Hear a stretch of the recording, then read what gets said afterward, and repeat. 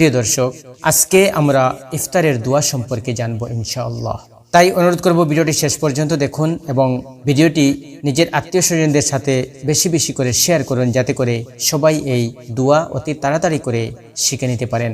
তাহলে চলুন প্রিয় দর্শক, ভিডিওটি শুরু করি। ইফতারও রমজানের অন্যতম ইবাদত। সময় হওয়ার সঙ্গে সঙ্গে ইফতার করা সুন্নাত। রাসূলুল্লাহ সাল্লাল্লাহু আলাইহি ওয়াসাল্লাম অসংখ্য হাদিসে যথাসময়ে ইফতার করার জন্য বিশেষভাবে তাগিদ দিয়েছেন। হাদিসে এসেছে, মানুষ যতদিন ইফতারের সময় হওয়ার সঙ্গে সঙ্গে দেরি না করে ইফতার করবে, ততদিন তারা কল্যাণ লাভ করবে। তাই ইফতারের সময় হওয়ার সঙ্গে সঙ্গে বিসমিল্লাহির রহমানির রহিম বলতে হবে, অতঃপর এ দোয়া পড়তে হবে, আল্লাহুম্মা লাকা সুমতু ওয়া আলা রিজকিকা আফতারতু।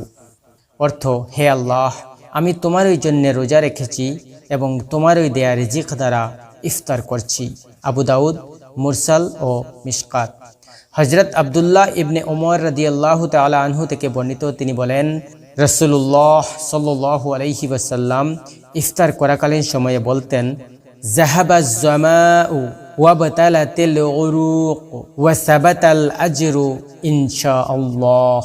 অর্থ, পিপাসা দূর হলো, শিরা উপশিরা সিক্ত হলো এবং যদি আল্লাহ চান সওয়াব স্থির হলো। আবু দাউদ, মিশকাত।